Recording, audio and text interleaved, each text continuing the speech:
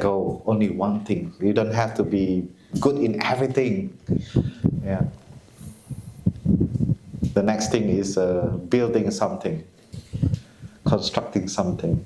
Yeah. I was making effort to make a shelf. It's very simple actually, but because I just don't have the skill, and I feel like I'm not interested to do that also.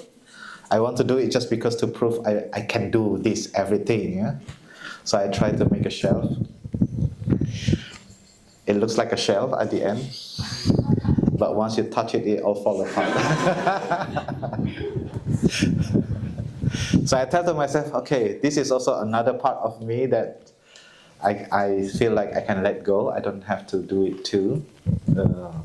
So I think I feel very good at the end that I let go of several things that I cannot do. So I don't feel pressure also. In this way, I also practice to connect with others, so I can depend myself on other people. So I'm not like, I'm the best, I can do this, I can do this. So I can be humble a little bit that there are something I cannot do, so I can depend on my brothers and sisters. So I also can receive this feeling of care, this feeling of being taken care of. Yeah. So rejection, soulmate, they are both inter-are. And so we need to fill up ourselves with connection. And in relationships, sometimes we think that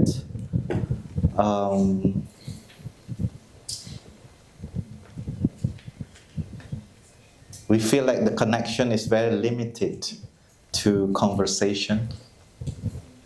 And we think that connection can come from only conversation. Or we think that connection can come from physical activity, like if we can go hiking together, biking together, then we can be connected. We think like this. Or in the relationship, we think that if we have physical connection, then we feel that is the connection. But as we know, a long-term relationship, the physical connection and the conversation, sometimes they are not very sustainable. But then we think that the relationship does not work anymore and we have to change a new relationship. But intimacy is not only material. Intimacy can be also spiritual. We can think deeply about the person. We can look at the person. We have to check what is the aspiration of that person.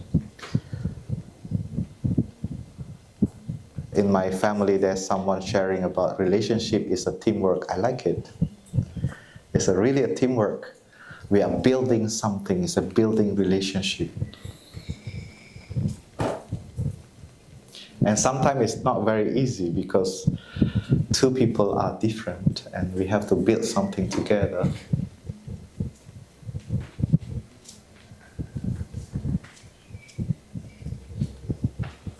So let me delete the menu that I have finished cooking.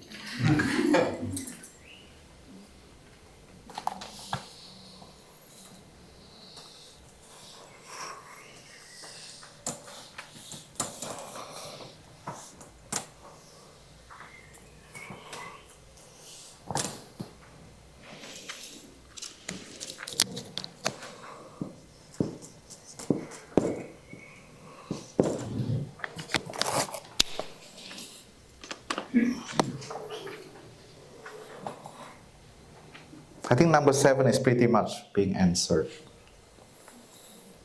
So while you are alone, while you come back to yourself, you also project something outside. Because we cannot be completely alone. How is it possible you're completely alone? Because you still have to pay your shopping at the cashier. At least you meet a cashier. So you always meet someone. It's very difficult to be alone. Unless you are in your home, yeah?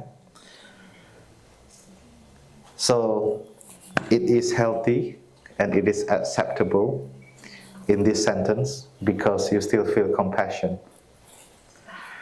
Yeah. If your question is it healthy to feel fear all the time? Maybe not. But is it healthy to feel compassion for others, even I prefer to be solitude? Yes. Yeah.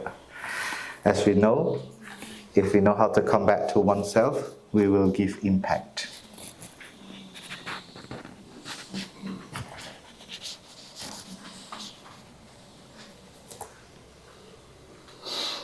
How to apply the trainings in our life?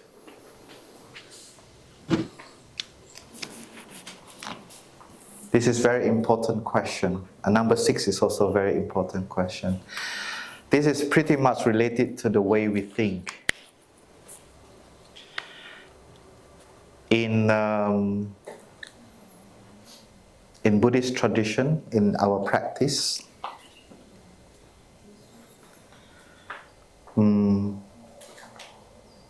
if we want to make a revolution, we have to look at the way we think.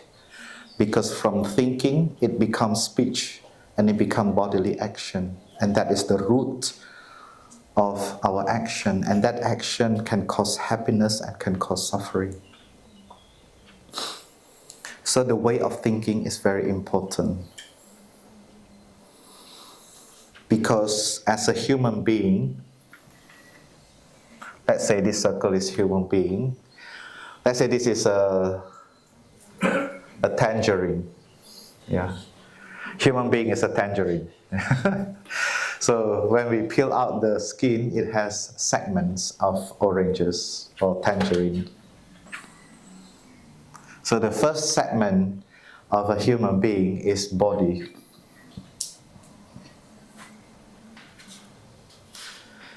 And there's another segment is the mind, but there's a lot of segment of the mind. So we have the segment of feeling, and we have a segment of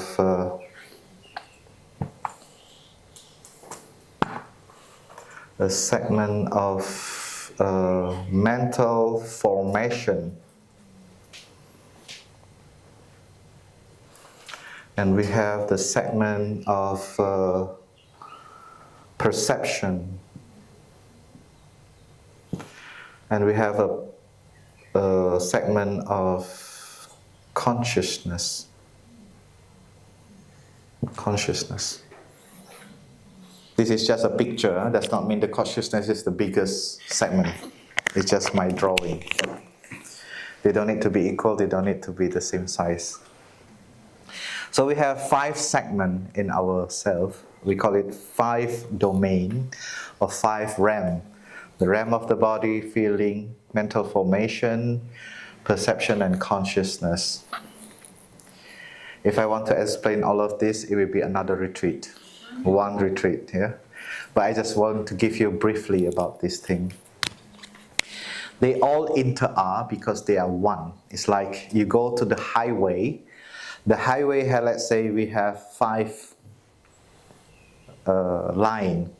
No matter what line you are in the highway. So it's the same. No matter what you identify yourself, this is still you. Whether you identify yourself as emotion, whether you identify yourself as body, you are still a human being with all of that. They all inter-are. And there's one part called perception that we want to look at and transform the way we look at things. And we have several default that is inbuilt from inside, which is a continuation of ancestors that we want to re-examine because some of them are mixed with wrong perception, mixed with the traumas, and they get mixed up. And sometimes it does not become very clear, and it influences our body, feeling, the mind, and the consciousness.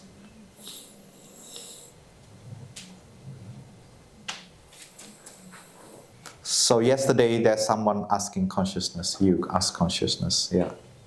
And in our practice, the meditation, the consciousness is not a separate self. The consciousness is just a connection between two things. It's the connection between our sense organ and the sense object. When they meet each other, there is a consciousness. So when your eyes touch an object, there is an eye consciousness. When the nose touch odor, it has the nose consciousness. The ear, the tongue, the skin, the body. And in Buddhism, there is another sense called the mind. Here, the mental formation. So the body and mental formation, they are categorized as the senses. So when the mental formation touch an object, it is also a consciousness called mind consciousness. So this consciousness is eyes consciousness, nose consciousness, ear consciousness, all of that, 5, and then plus 1, mind consciousness. So the perception is also part of our consciousness. It's the object. So sometimes when we look at object, we have a tendency to look at it as a separate self.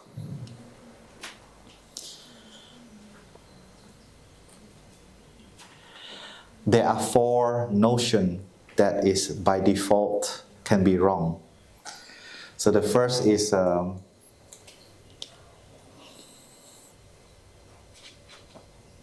I. So we identify this is me, and the rest are not me. Yeah.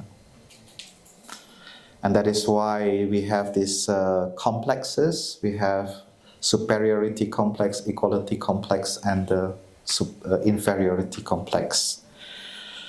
And as we have practiced and breathed together, we see that we interact with each other.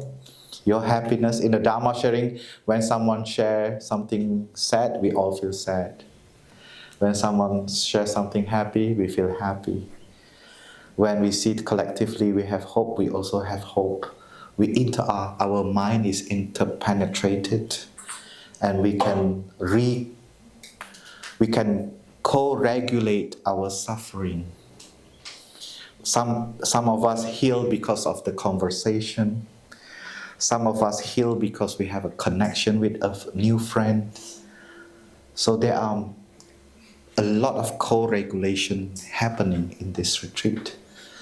So we can see that the I is not very solid anymore. And you start to see the importance to have a community. And this I, we have also an I in the lineage way. We can see that I am also my parents, I am also my grandparents, I am also my education, I am also my culture. There are more than just I. And my suffering can come from the parents, can come from my education, can come from my upbringing, can come from my society, because I interact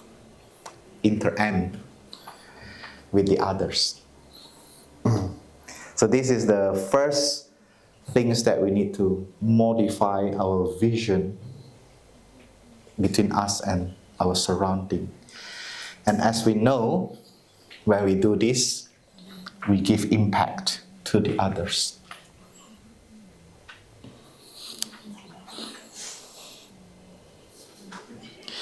The second is the human versus non-human. This is another wrong perception that we have. We think that we are not carrot. We are not the bees. We are not the ants. We are not the air. We are not the sun. We are not the earth. That's how we think normally. Because human is not animal. Human is not the plants, and human is not minerals. And this is how the whole mess in the world come from. Yeah. The extraction of the earth, because we don't think that the earth is human being. The destruction of forests, because we think that the forest is not us. This is we call it the most ancient ecology teaching, that we interact with the whole things surrounding us because we are part of it. Human is just one of the cell in the of earth. We are the earth. We are not a living being that live on earth. We are the earth. You are formed from all material from the earth. None of us eat something from Mars. If you eat something from Mars, then you are part of the Mars. Right? But you are in the earth right now. So human and non-human. This is the second way of thinking that we need to explore, and we need to shake it. And the third is living being and non-living being. So we separate that. Oh, now I can feel affinity with plants and animal. Now human, plants and animal are living being, and the rock, the river are not living being. So we have that tendency. Even that is not good enough for us to go beyond our suffering. Because we are also river, we are also the rain, we are also the sunshine.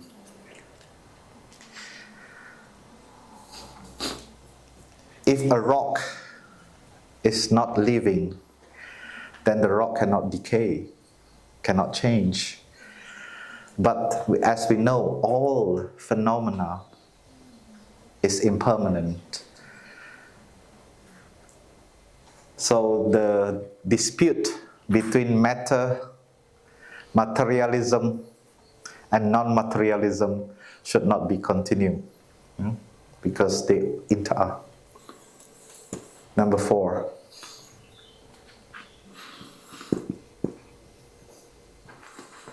Lifespan. We have also this, we need to shake our view on lifespan.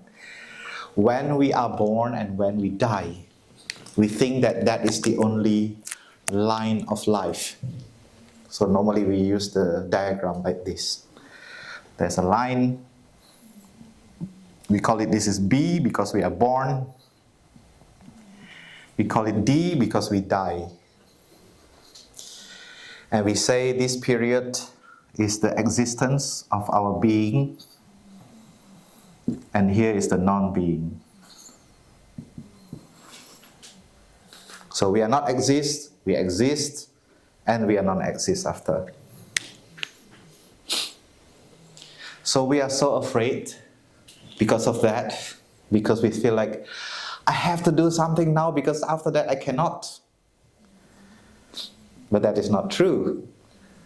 No matter what we are doing right now is a continuation from the generation before, whether we are activists, whether we are politicians, whether we are economists, whether we are anything that we are doing right now is continuation from the generation before, and we do our best to bring them to the present moment and also to transmit them to the future. And we are doing our best to transform the suffering from our ancestor to the future. So to think that to transform all suffering in the present moment to zero level, we talk about zero carbon, and we may think that we can be a zero suffering inside of us. We try to look inside, what are my sufferings? And you feel like I can put it on the table and I can transform all of that with mindfulness. Yeah? Sometimes we think like this. But as we know, the lifespan has no beginning and no end. You can say you are born on the 2nd February in the year 2005, let's say, or 2001. But then you know that before you are born, you're already there as an embryo. And if you go back before embryo, you are 2 cells. Yeah? And if you go back, you are your father and your mother. If you go back, you are your grandfather and grandmother. You go back, you cannot find anything. Yeah. So there's no beginning and no end, including our suffering and happiness. Like, let's say we want to eradicate, eliminate our non-discriminative thinking. Very difficult. Because this might come from the first time when the one cell being, what do you call it? One cell being? Unicellular. Huh? Unicellular. Unicellular? Unicellular. In the past, the story of the beginning of the cell, and there was the first time it split into 2. And that is the first discrimination happening. That is the first competition happening. That is the first interaction happening. That's the first anxiety happening. How can you go back to that and transform? I think we don't have to have that overconfident to transform all this suffering. But what we can do this week, we have seen that we have a way to handle that, to embrace it, and to transform it, because that suffering, it depends on the energy that we give to it. Once we don't give that energy to that things, it will get weakened and weakened. But it does not mean it will disappear. Right now we don't have daffodil. No, not daffodil. What is the name? Pisongli, what is that? In English? Dandelion in the spring. We don't have that. It does not mean it is in non-existent. It is there in the form of seed. When the condition is sufficient, they all come out. So our suffering is the same. Intergenerational suffering and trauma, they are all there. And they can come out at any time. Thai always say it as there is a monster in everyone. Stock